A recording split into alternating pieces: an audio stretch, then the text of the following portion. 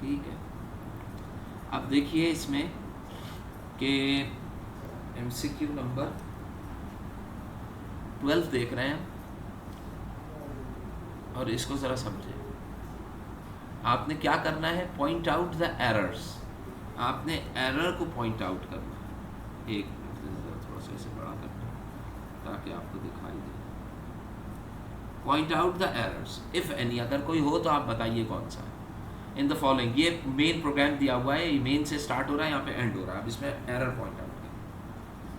अब देखो इस प्रोग्राम के अंदर इन्होंने हेडर शेडर नहीं लगाया तो हमें कोई टेंशन लेने की ज़रूरत नहीं। आपने इस प्रोग्राम के अंदर एरर बताने। तो अब बताइए, फ्लोटिंग पॉइंट का एक वेरिएबल a डिफाइन किया गया जिसकी वैल्यू 12.25 लिखी है, सही है।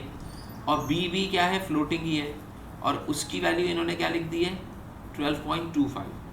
एक की 12.25 है, एक की 12.52 है। देखिए ये दोनों वैल्यूज चेंज है, एक 25 है और एक 52 है, तो दो वेरिएबल्स फ्लोटिंग डिफाइन है। अब ये कह रहा है if a is equal to b। अब यहाँ पे बताइए, अगर मैंने लिखा है a इक्वल टू b तो इसका मतलब क्या, we are moving the value of b into a। मैं वैल्यू ऑफ b किस में मूव करा रहा हूँ, वैल्यू ऑफ a में मूव करा रहा हूँ, वेरिएबल a में। तो ये क्या हो रहा है, ये वैल्यू मूव करा रहा है। जबकि यहाँ पे मैं करना क्या चाह रहा हूँ, मैं कंपैरिजन करना चाह रहा हूँ, कंपेयर कराना चाह रहा हूँ। तो आप याद करें, कंपैरिजन के अंदर सिंगल नहीं बल्कि क्या लिखा जाता है, डबल इक्वल लिखा जाता है। आप क्या लिखते हैं कंपैरिजन के लिए, उमूमन यहाँ पर कंडीशनल स्टेटमेंट होती है ना, तो ये इक्वल नहीं है, ये कोई हम मूव थोड़ी कराएंगे, हमें कंपेयर कराना है दोनों को। तो यहाँ पर डबल इक्वल होने चाहिए, और अगर ये ट्रू होती है तो आप स्क्रीन पर डिस्प्ले करा देंगे कि a and b are equal. तो मुझे जो चीज़ समझ में आई वो ये समझ में आई कि ये इस लाइन के अंदर कुछ थोड़ी सी गलती है, और वो गलती मैंने आपको बता दी है कि क्या है, कि we are doing what, we are not assigning the value. हम b की वैल्यू a में असाइन नहीं करना चाह रहे, बल्कि हम a और b को क्या कराना चाह रहे हैं, कंपेयर। अब देखिए इसका आंसर क्या देता है। देखिए ये इसमें इन्होंने यही दिया है, क्या कह रहे हैं ये, कि वी आर नॉट असाइनिंग, हम असाइन नहीं कर रहे हैं, बल्कि हमें कंपैरिजन के लिए क्या इस्तेमाल करना चाहिए, इक्वल। तो ये गलत है। अगला देखें, main integer j is equals to 10 लिखा है इसने, और k इज इक्वल्स टू 12। तो ये तो समझ में आ गई, 10 और 12 आ गया। अगर if k is greater then j, मतलब क्या k की वैल्यू j, भाई देखिए k की वैल्यू j से ज़्यादा है और इक्वल है, यानी कि ये चीज़ क्या हुई, ट्रू हुई। ठीक है ना। तो अब आप अंदर उतर आए, ठीक है। अब अंदर आने के बाद आपने लिखा k is equal to j, यानी कि j की वैल्यू किस में चली जाए, k में चली जाए। तो बताइए, इससे पहले अगर मैं इसको देखता हूँ तो यहाँ पे आप लिख लीजिए j, और यहाँ पे लिख लें आप क्या चीज़, k। फिर चेक करेंगे इसको, चेकिंग क्या हो रही है, k इज ग्रेटर देन और इक्वल टू j। ऐसे ही आप अपने कॉपी पे भी बनाएंगे, ठीक है ना। फिर नीचे उतरे तो k इज इक्वल टू क्या हुआ, j। फिर क्या हुआ, नेक्स्ट में क्या हुआ, यानी कि k is equal to j का मतलब क्या है, ये न्यू वैल्यू ऑफ k बन गई आपके पास। j की वैल्यू k में आ गई तो ये न्यू वैल्यू ऑफ k आ गई। अब k की वैल्यू j में चली गई तो यहाँ पे क्या लिखेंगे, न्यू वैल्यू ऑफ j। देखिए k की वैल्यू उठ के j में जा रही है तो j की वैल्यू चेंज हो रही है ना। तो अब नई वैल्यू j की किसके बराबर हो गई, k की वैल्यू j में आ गई। और यहाँ तक आ जाने के बाद आप क्या करेंगे, अच्छा ये चूँकि कोई एग्जीक्यूशन नहीं हो रही है, डायरेक्टली एग्जीक्यूट होगा इस बेस पे कि ये वर्किंग। तो बताइए इफ़ ये जो इफ़ दिया हुआ, इसकी बॉडी ये है, यहाँ से स्टार्ट हुई है, यहाँ पे एंड हो रही है, यानी कि ये भी इसकी बॉडी हुई, body within the body कहलाएगी। तो ये चीज़ उस वक्त एग्जीक्यूट होगी जब ये स्टेटमेंट क्या हो, ट्रू। तो बताइए स्टेटमेंट ट्रू हो गई ना। तो ट्रू हो जाने का मतलब क्या है कि k की वैल्यू, j की वैल्यू किस में चली जाए, k की। तो बताइए j की वैल्यू क्या है, 10 है, k की वैल्यू क्या है, 12 है। कंडीशन ट्रू हुई तो इसका मतलब क्या है, ये ऑपरेशन परफॉर्म हो जाएगा। तो बताइए यहाँ पे j की वैल्यू क्या है, 10, वो किस में चला जाएगा, k में चला जाएगा। तो j की वैल्यू k में चले जाएगी, यानी कि अब k की वैल्यू नई क्या हो जाएगी, j की वैल्यू क्या है, 10 है, वो किस में चली जाएगी, k में चली जाएगी। तो अब k की वैल्यू क्या हो जाएगी, 10 हो जाएगी। k की वैल्यू 10 हो जाने का मतलब क्या है कि अब j भी 10 हो गया और k भी क्या हो गया, 10 हो गया। अब यहाँ पे देखें k की वैल्यू जो है वो j में चली जाए। अभी k की वैल्यू क्या है, 10, उसको उठा के जब आप j में फिर से डालेंगे तो j की वैल्यू पहले से ही 10 है, जब आप डालेंगे तो ये भी क्या रहेगी, 10। तो j और k दोनों क्या हो जाएंगे, इक्वल 10 10 हो जाएंगे।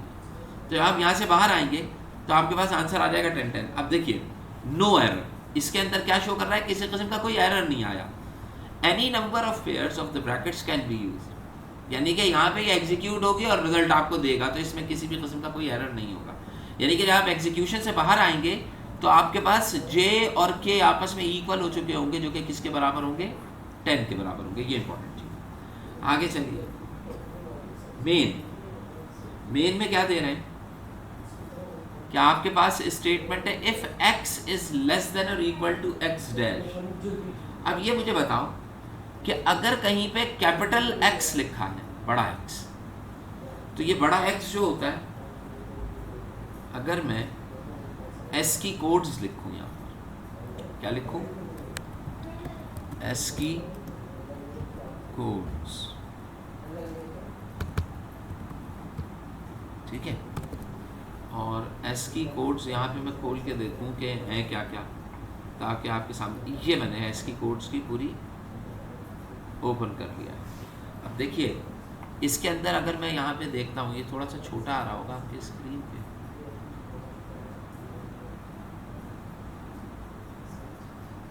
छोटा आ रहा होगा आपकी स्क्रीन पे, देखिए ये शायद बड़ा हो सकता है।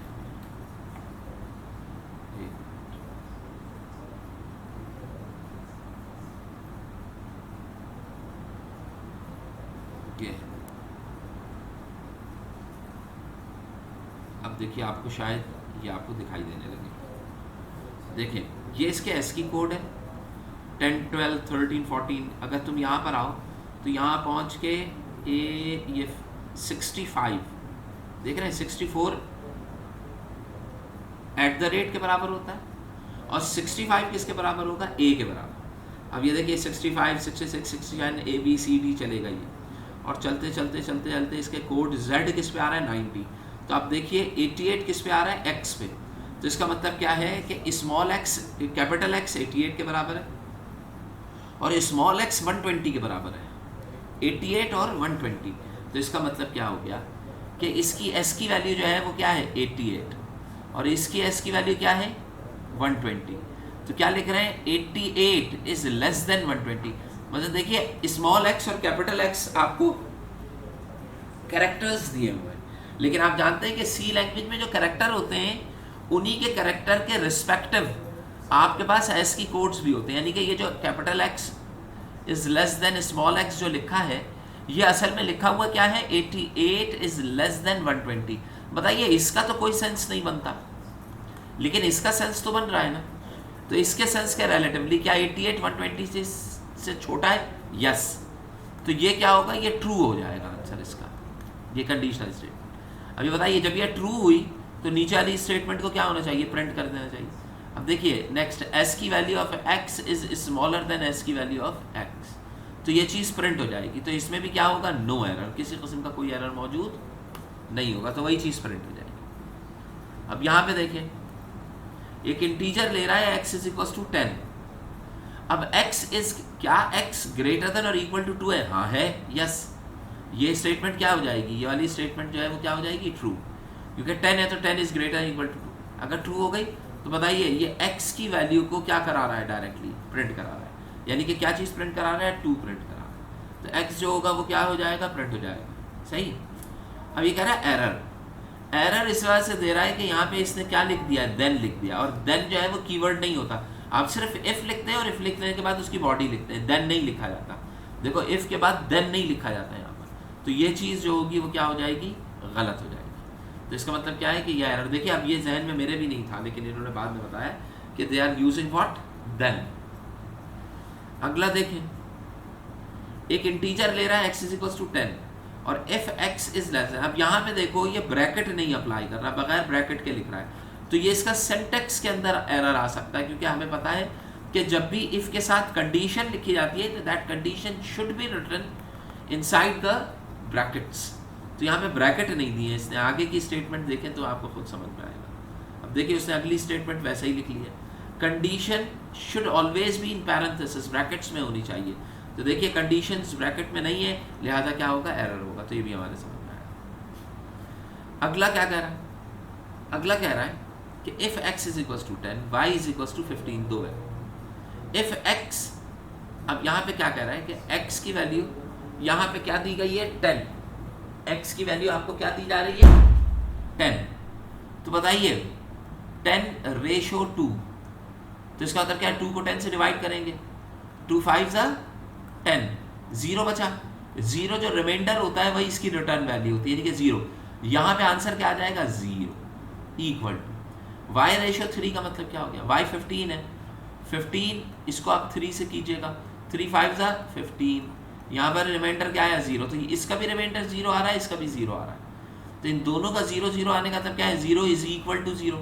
लेकिन यहाँ पे देखो कि 0 इक्वल टू 0 ये ट्रू होना चाहिए, लेकिन प्रॉब्लम क्या आ रही है, ये असाइनमेंट हो रही है, हमें कैसे लिखना चाहिए था, कंपैरिजन ऑपरेटर जो होता है वो डबल इक्वल होता है।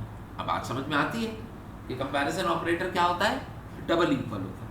यहाँ पे इन्होंने कंपैरिजन के लिए क्या सिंगल ऑपरेटर यूज किया हुआ, तो इस वजह से यहाँ पर भी क्या आपके पास एरर आ जाएगा, डबल ऑपरेटर यूज, ठीक है।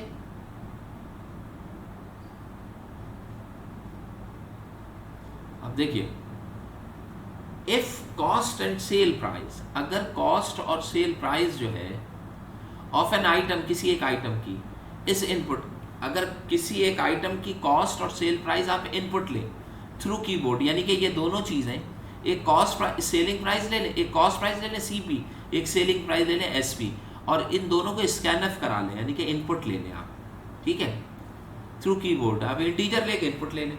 राइट अ प्रोग्राम, तो एक ऐसा प्रोग्राम लिखो, determine whether the seller has made profit. एक ऐसा प्रोग्राम बनाओ कि अगर सेलर को क्या हो रहा हो, अगर उसको प्रॉफिट हो रहा हो और इनक्योर्ड लॉस, और अगर उसे लॉस हो रहा हो, यानी कि हैज मेड अ प्रॉफिट और incurred loss, also determine how much, यानी कि अगर उसको प्रॉफिट हो रहा हो या लॉस हो रहा हो वो भी मेंशन करें आप, और कितना प्रॉफिट या कितना लॉस हुआ है उसको भी मेंशन करें आप, दोनों चीज। तो भाई सिंपल सा है कि पहले मैं क्या करूंगा, दोनों का इनपुट ले लूंगा वेरिएबल्स में। अब ये चेक करने के लिए कि प्रॉफिट हुआ या लॉस, आप क्या करें, CP कॉस्ट प्राइस और सेलिंग प्राइस को कॉस्ट प्राइस, या कॉस्ट प्राइस को सेलिंग प्राइस से क्या करते हैं, माइनस करते हैं। भाई देखिए सेलिंग प्राइस में से कॉस्ट प्राइस को माइनस करेंगे तो आपके पास क्या आ जाएगा, या आपके पास इन दोनों को माइनस करते हैं, इसको वेरिएबल A में ले लें। अब ये बताइए कि इफ अगर A की वैल्यू क्या है आपके पास ग्रेटर देन 0, अगर A की वैल्यू क्या हो ग्रेटर देन 0, तो इसका मतलब क्या हो रहा है,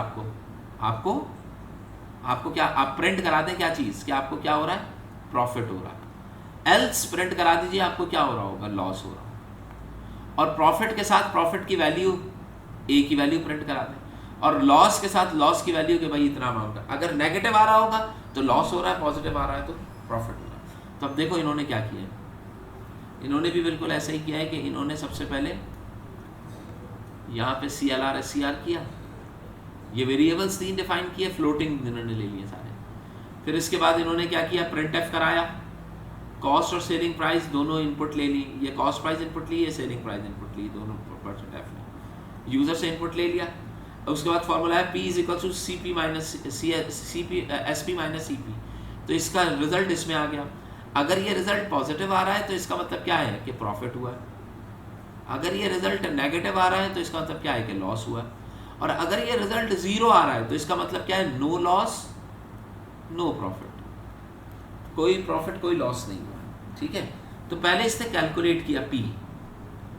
अब ये बताइए P क्या मतलब हो गया, P प्रॉफिट हो गया।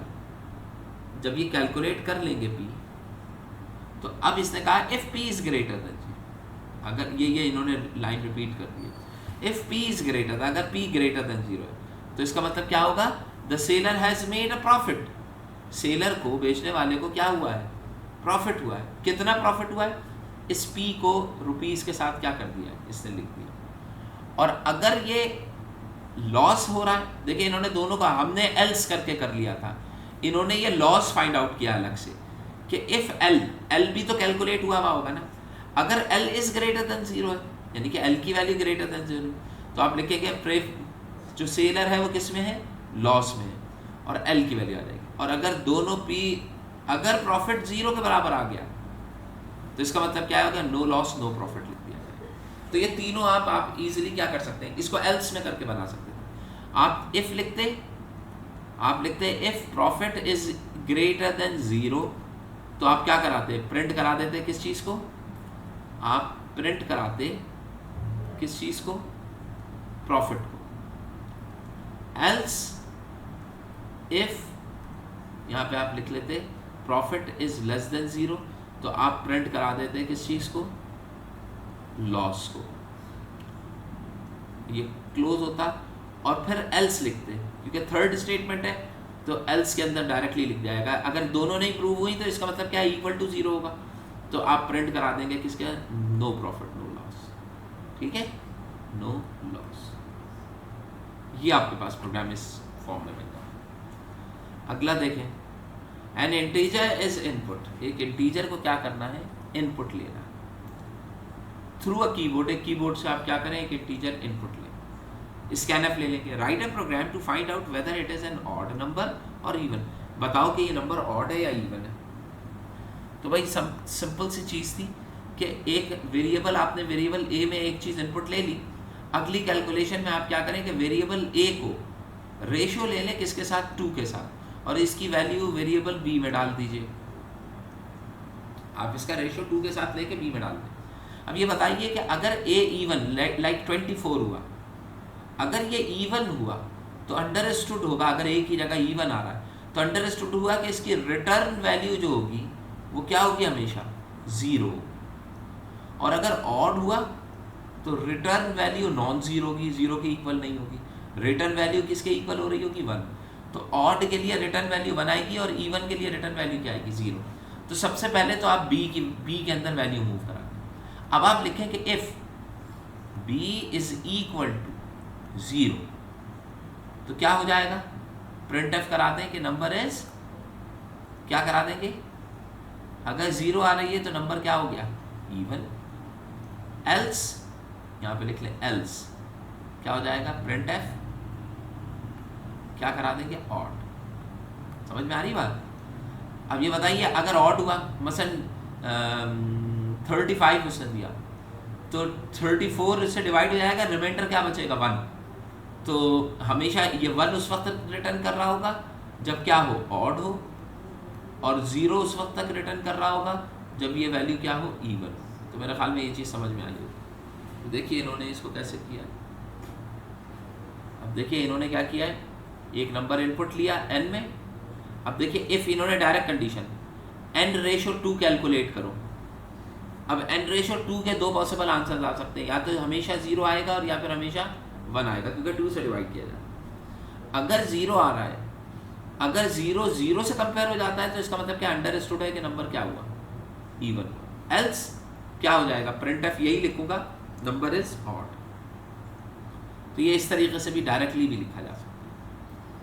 तो इस तरीके से हम इसको सॉल्व करें, ठीक है। तो ये इवन ऑड चेक करने के लिए अब ये कह रहे हैं एक इनपुट लो, आप एक ईयर इनपुट लें थ्रू अ कीबोर्ड के जरिए इनपुट लें। Write a program to determine whether the year is a leap year और नॉट। लीप है या नहीं।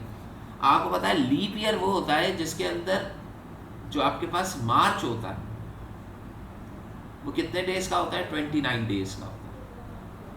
और तुम्हें ये भी पता है कि हर 4 इयर्स के बाद, हर 4 साल के बाद क्या होता है, ये रिपीट होता है। ये आपको पता होना चाहिए, ठीक है। हर कितने साल के बाद ये रिपीट हो रहा होता है, 4 इयर्स के बाद रिपीट हो।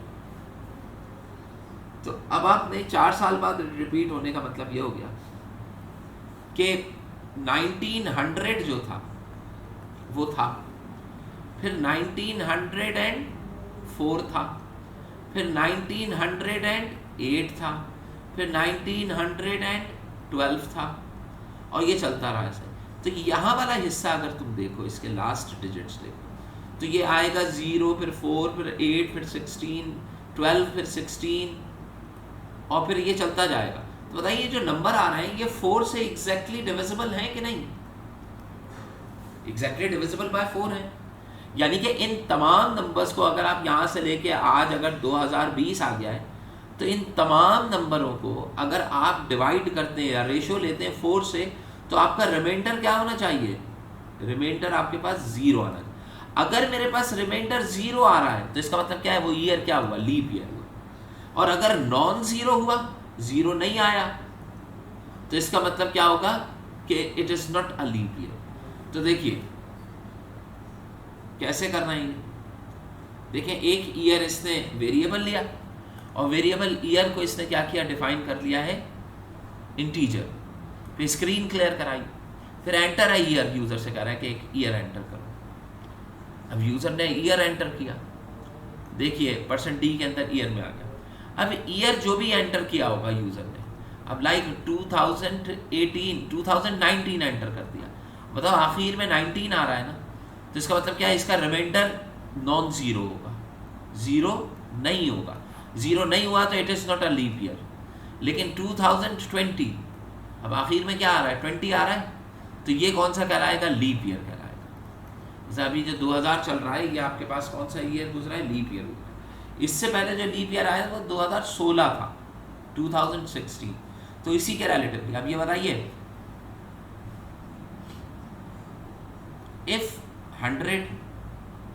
If 400 printf leap year, else printf,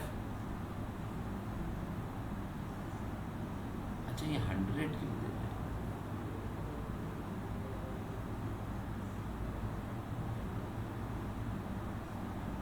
अब यहाँ पे 100 और 400 का इन्होंने डिस्क्रिप्शन यहाँ पे दी होगी। देखें प्रोग्राम में ये कह रहा है to check whether the year is a leap और नॉट। कैसे चेक करेंगे, the year is a leap if it is fully divisible by 100 और 400। यानी कि पहले से हमें जो इन्फॉर्मेशन है, अगर ये फुल्ली डिविजिबल बाय 100 है और फुल्ली डिविजिबल बाय 400, खाली 4 और 101 से नहीं ले रहे हैं, ये 100 से डिविजिबल होना चाहिए। लीप ईयर की कंडीशन ये होती है, आप जो मैंने कंडीशन बनाई थी उसको रहने दो। ये कंडीशन क्या बताना है, या तो 100 से भी डिविजिबल हो एंड और किससे डिविजिबल हो, 400 से भी डिविजिबल। ये दोनों कंडीशन अगर ट्रू हो रही हैं तो वो लीप ईयर कहलाएगा। Otherwise leap year if it is fully divisible, यानी कि या तो वो 4 से डिवाइड हो, या फिर वो 100 से, और या फिर वो 400। यानी कि यहाँ पे दो कंडीशन आ रही हैं, या तो ईयर 100 एंड 400 से डिविजिबल हो, और या फिर वो खाली किससे डिविजिबल हो, 4 से। तो बताइए इन्होंने पहले क्या किया है कि क्या वो 100 से डिविजिबल है, अगर है तो फिर अंदर आएंगे और चेक करेंगे क्या वो 0 से डिविजिबल। अगर वो 100 से डिविजिबल है लेकिन 0 से डिविजिबल नहीं है, तो वो क्या कहलाएगा, लीप। समझ रहे, अगर वो 400 से डिविजिबल है और 100 से नहीं है, तो भी वो क्या कहलाएगा, नॉट लीप कहलाएगा। लेकिन अगर ये भी ट्रू हुआ और ये भी ट्रू हुआ, तो फिर ये क्या कहलाएगा, लीप। अब जरा देखें, हमारे पास दो कंडीशन आ रही है, आगे देखें, इसको आगे चलें तो ये बहुत आसानी से मैं भी आपको समझा दूंगा, आपकी समझ में आ जाएगा। दूसरी कंडीशन 4 से देखो, लीप ईयर के लिए इसने दो कंडीशंस बताई हैं। पहली कंडीशन क्या है कि 100 एंड 400 से डिविजिबल हो, ठीक है। दूसरी कंडीशन क्या बताई है, खाली किससे डिविजिबल हो, 4 से डिविजिबल, ठीक है। ये दो कंडीशन। पहले आप इनपुट ले लेंगे, इनपुट लेने के बाद आप लिखें इफ जो ईयर आ रहा है आपके पास YR, ठीक है, इसका आप रेशो लें किस चीज के साथ, 100 के साथ, ठीक है। एंड का परसेंट ये वाला यूज करें, और वही ईयर जो है आपके पास उसका परसेंट लें किसके साथ, 400 के साथ। अब देखिए ये लॉजिकल ऑपरेटर एंड यूज कर रहा है, तो बताइए जब तक दोनों कंडीशंस ट्रू नहीं होगी ये एग्जीक्यूट नहीं करेगा। बताइए पहली भी ट्रू हुई, दूसरी भी ट्रू हुई, तो एग्जीक्यूट करके नीचे आएगा। तो अब आप यहाँ पे क्या लिख देंगे, printf लीप। यहाँ पे क्या लिख लेंगे, लीप लिख लेंगे, ठीक है। ये आपने लीप लिख लिया। एल्स अगर ये नहीं हुआ तो दूसरी कंडीशन और कौन सी चेक की जाएगी कि क्या डिविजिबल बाय 4 है। तो इसके लिए एल्स इफ लिखेंगे हम, और क्या लिखेंगे कि वही ईयर जो है वो क्या 4 के साथ रेशो, यानी कि यहां पर भी 0 आए और यहां पर भी 0 आए। ये जो लिख रहे हैं ना, रेशो 100 इक्वल टू 0 इधर लिखेंगे, ईयर 400 इक्वल टू 0, यानी कि दोनों तरफ इक्वल टू 0 0 0 लिखेंगे। आप कैसे लिखेंगे, ईयर परसेंट 100 इक्वल टू 0, तो बताओ इसकी कंडीशन ट्रू फॉल्स होगी, इसकी भी जब तक दोनों की ट्रू नहीं होगी तब तक लीप नहीं आएगा। एल्स 400 वो ईयर रेशो 4 इक्वल टू 0, अगर ये वाली ट्रू होती है एल्स में, तो यहाँ पर भी क्या चीज़ प्रिंट हो जाएगा, प्रिंट एफ लीप। इसको भी मैं क्या प्रिंट करा दूँ, यानी कि दोनों कंडीशन में क्या होगा, लीप होगा। समझ में आ रही बात? एल्स अगर ये दोनों नहीं हुए तो फिर क्या आ जाएगा, फिर इसका मतलब क्या है कि अगर ये दोनों कंडीशंस ट्रू नहीं हो रही हैं तो अंडरस्टूड हुआ कि वो नॉट लीप आ जाएगा। तो प्रिंट एफ एल्स के अंदर आप लिख देंगे क्या चीज़, नॉट लीप। तो असल में इंपॉर्टेंस किस चीज़ की थी कि पहले आपको वो कंडीशन पता होनी चाहिए जिन कंडीशन की बेस पे आप लीप या नॉन लीप कह रहे हैं, बस ये यहाँ पे प्रोग्राम एंड हो जाएगा। सही, तो सेम एज इट इज वैसे ही प्रोग्राम। नेक्स्ट देखें, अच्छा यार ये जो है ना, ये अब और ज़्यादा डिटेल के अंदर चला जाएगा, तो इतनी डिटेल के अंदर जाने की हमें ज़रूरत नहीं, वरना फिर क्या होगा कि, हाँ कहो। ये अगर लीप ईयर वाले में 2020 की जगह सिर्फ 20 लिख देता वो, तो फिर तो नहीं होता ना सर? अगर वो खाली 20 लिखता, नहीं खाली 20 भी हो जाएगा। देखो 20 अगर तुम डाल रहे हो ईयर, तो इसका मतलब क्या है, 20वीं ईस्वी है, ये 20 ईस्वी है, यानी कि या आप 2020 लिखते हैं तो ये 2020 लिख रहे हैं ना। इसी तरीके से अगर बैक डेट पे चले जाएं तो एक 20 डेट भी तो गुजरी होगी, यानी कि हज़रत ईसा अलैहिस्सलाम की वफ़ात के, हज़रत ईसा अलैहिस्सलाम की वफ़ात के 20 साल गुजरे होंगे। तो 20 मसलन आपको पता है वो बख्त नसर ने जो हैकल सुलेमानी जो गिराया था वो 70वीं ईस्वी 70 ईस्वी के अंदर गिराया था, तो ये आफ्टर डेथ आती है एडी। तो अगर कोई 20 लिख रहा है तो इसका मतलब क्या है, वो लिख रहा है 20 एडी, ये वाला खाली 20 नहीं लिख रहा है। समझ रहे हैं? अच्छा जो तुम कह रहे हो कि अगर मैं खाली ये 20 लिख दूं तब भी हो जाएगा, तो हो जाएगा, लेकिन इसमें प्रॉब्लम क्या आएगी कि अगर तुम्हारे पास लिखा है 1000 एडी, अब इसके अंदर अगर ये 0 दिया हुआ है तो 0 तो एक्सेप्ट नहीं करेगा ना, यानी कि आप कैसे लिख रहे होंगे, आप लिख रहे होंगे 0:4, तो 0:4 का आंसर ये रॉन्ग देगा आपको, क्योंकि 0 की डिविजिबिलिटी नहीं देखी जाती किसी नंबर। समझ रहे हैं? मतलब मैं 0 को नहीं कहूँगा कि 0 एग्जैक्टली डिविजिबल बाय 4, नहीं, 4 एग्जैक्टली डिविजिबल है, 0 को नहीं कहूँगा। तो इसको 0 और 400 को इसने मार्क करना पड़ा इसको, इस वजह से अलग से। आपका क्वेश्चन जो है वो इस कंडीशन के रिलेटिवली है, तो ये कंडीशन जो तुमको दी गई है उसी के रिलेटिवली सॉल्व करो। सर ये आपने एंड ऑपरेटर लगाए तो इसमें से एक भी कोई फॉल्स होगा तो पूरा फॉल्स हो जाएगा? नहीं तो वो तो नहीं नहीं नहीं, देखो अगर ये वाला फॉल्स हुआ, ये गलत हो गया, तो फिर ये एलसिफ पे आएगा। अगर ये वाली चीज़ नहीं आई या ये वाली चीज़ नहीं आई तो ये एलसिफ पे आएगा। अब इसको चेक करेगा ये, तभी तो एलसिफ लिखा है मैंने कि ये कंडीशन फर्स्ट है, नहीं होती तो सेकंड पे चेक करें, नहीं होती तो एज इट इज 30। देखो वो उस वक्त होता जब मैं ऐसे लिखता, एफ ये पूरी स्टेटमेंट यहाँ पे लिख देता और यहाँ पे ये बना देता, बस ये बना के छोड़ देता, एल्स वेल्स नहीं लिखता। तो अगर ये गलत होता तो ये गलत हो के फिर ये बाहर आ जाता, लेकिन मैंने एल्सिफ का मतलब क्या है कि अगर ये कंडीशन चेक करने के बाद ये दूसरी कंडीशन चेक करें। समझ रहे? तो एक के बाद एक दूसरी कंडीशन जो होगी वो वेरीफाई होगी। अच्छा ये वाला तो रहने दें। 5 digit number is entered through the gap or write a program to obtain the reverse number and determine whether original or reverse numbers are equal or not। ये भी अच्छा सवाल है मजे का, इसमें भी रिमाइंडर लेकिन रहने दें बस आपको, क्योंकि आपका मैट्रिक का पार्ट है ना, तो इन्होंने बिल्कुल सिंपल से लिया। मैं ये इसमें थोड़ा सा, अब देखो ये इसने लॉजिकल ऑपरेटर दिया हुआ है आपको, 3 मिनट रह गए, ये थोड़ा सा देख लें तो आपको समझ में आएगा। देखें क्या कह रहा है कि if x is equal to 11, y is equal to 6 और z 1 के बराबर, find the values of expression की वैल्यू बताओ क्या होगी ऑफ द फॉलोइंग टेबल। बताओ इस एक्सप्रेशन की, देखिए अब ये बहुत ज़बरदस्त सवाल कह रहा है x इज ग्रेटर देन 9, तो बताइए क्या x इज ग्रेटर देन 9 है? तो बताइए ये तो हुआ ट्रू, 9 से ज़्यादा, and y is not equal to 3, y is not equal, तो बताइए ये भी ट्रू हुआ, नॉट इक्वल टू 3। ये जो y है, ये जो y है वो भी क्या है, नॉट इक्वल्स टू 3, तो ये भी ट्रू हुआ और ये भी ट्रू हुआ। तो ट्रू के अंदर वैल्यू क्या आनी चाहिए, ट्रू। तो इसका मतलब क्या है, ट्रू का मतलब क्या हुआ, आंसर क्या आना चाहिए, 1। ठीक है, इसकी रिटर्न जो होगी वो क्या होगी, ट्रू होगी। अब देखिए x इज इक्वल टू 5 तो ये फॉल्स हो गया। जब ये फॉल्स हुआ तो ये सारे का सारा ही क्या हो जाएगा, फॉल्स। नहीं, ये पहला फॉल्स हो गया तो ये f आया। अब ये एंड नहीं बल्कि और ऑपरेटर है, इसको चेक करें, x is not equal to 3, ये ट्रू हो गया। तो दोनों में से अगर एक भी ट्रू हुआ तो ये ट्रू हो जाएगा, तो इसका भी आंसर क्या आएगा हमारा। अब यहाँ पे देखिए नॉट, पहले x is greater than 14 check करें, क्या x 14 से बड़ा है, तो ये गलत हो जाएगा, फॉल्स है। अब कह रहे हैं ये नॉट फॉल्स कह रहे हैं, तो फॉल्स को नॉट करेंगे, अगेंस्ट जाएंगे तो वो क्या बन जाएगा, ट्रू बन जाएगा, तो ये ट्रू हो जाएगा।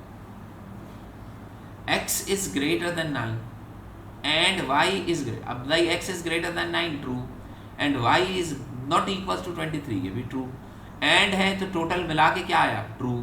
लेकिन आंसर क्या कह रहा है कि नॉट ट्रू, तो इसका आंसर क्या आना चाहिए, फॉल्स आना चाहिए, 0। समझ में आती बात। अगला देखें, यहाँ पे लिखा 5 एंड, अब ये बताओ 5 का मतलब क्या है, यहाँ पे 5 है, and x is not equal to 8, अब y is not equal to 8, ये तो हो गया ट्रू। तो बताइए ये 5 लिखा है, ये ग्रेटर देन 0 है, तो ये भी ट्रू है, ये भी ट्रू है। जब कोई भी नंबर यहाँ पे लिखा हो विच इज मोर देन 0 तो उसको हम ट्रू कंसीडर करेंगे। तो ट्रू और ट्रू क्या होगा, ट्रू, और फिर इसके ट्रू को दोनों का मिला के जो ट्रू ट्रू आया है उसको आप 0 के साथ और कर रहे हैं, तो बताइए 0 का मतलब क्या होता है, फॉल्स।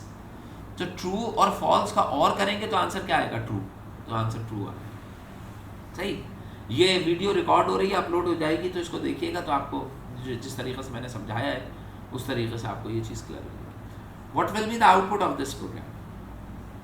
आखिरी है भैया, लास्ट, J4 के बराबर है और Z जो है वो 12 के बराबर है। बताइए इफ J इज इक्वल, अब यहाँ पे बताओ इक्वल टू, ये वाला इक्वल लिख रहा है, तो ये तो कंपैरिजन के लिए होना चाहिए ना, I में 5 की वैल्यू डाल रहा है, तो ये तो गलत हो जाएगा। और Z इज ग्रेटर देन 50, 12 के बराबर है, ग्रेटर, ये भी फॉल्स है। तो बताइए यहाँ पे गलत लिख रहे हैं और यहाँ पे फॉल्स है, तो इसमें problem I. Output D of student. तो ये बताइए यहाँ पे I इज इक्वल टू 5, ये स्टेटमेंट लिखी तो रॉन्ग है, लेकिन आपकी लैंग्वेज जो है ना वो इसको एग्जीक्यूट कर देती है, फिर भी कंपेयर करा देती है, ठीक है ना। वो है तो रॉन्ग, लेकिन ये कंपैरिजन अगर ये ऐसे लिखा होता तो क्या होता। तो बताइए I की वैल्यू 4 है, ये चीज़ दिया हुआ है, तो इज इक्वल टू 5, इसका आंसर रॉन्ग होगा, फॉल्स होगा, और इसका आंसर भी क्या होगा, फॉल्स। तो और के अंदर दोनों तरफ फॉल्स होंगे तो आंसर फॉल्स, तो ये वाली स्टेटमेंट स्किप हो जाएगी, एल्स की तरफ चला जाएगा और डोसा प्रिंट हो जाएगा। देखिए ये तो डीन स्टूडेंट अफेयर दे रहा। अच्छा नहीं, देखो यार ये थोड़ा सा टेक्निकल है मेरा बेटा। I इक्वल टू 5 लिख रहा है ना, इफ I इक्वल टू 5 का मतलब क्या है कि क्या 5 I में मूव हो सकता है, यस। अगर I 5 में मूव हो गया, 5 I में मूव हो गया, तो इसका मतलब क्या, ऑपरेशन अगर परफॉर्म हो गया, ट्रूली परफॉर्म हो गया, तो आंसर क्या आएगा। और अगर मूव नहीं होता तो क्या आता, फॉल्स। तो इसका मतलब क्या है, ये वाली चीज़ जब 5 I में मूव होगी तो इसका मतलब क्या है कि आपको क्या बता रहा होगा कि ये वाली स्टेटमेंट करेक्टली मूव हो गई। करेक्टली मूव हो जाने का मतलब क्या है कि ये ट्रू हो गया, तो इधर ट्रू हो जाने का मतलब क्या है कि आप अगर इधर फॉल्स भी हुआ तो इसके ट्रू होने की वजह से आंसर क्या आ जाएगा, D अफेयर्स प्रिंट करते हैं। तो इसको बस यहीं तक रखते हैं, नेक्स्ट टाइम इसको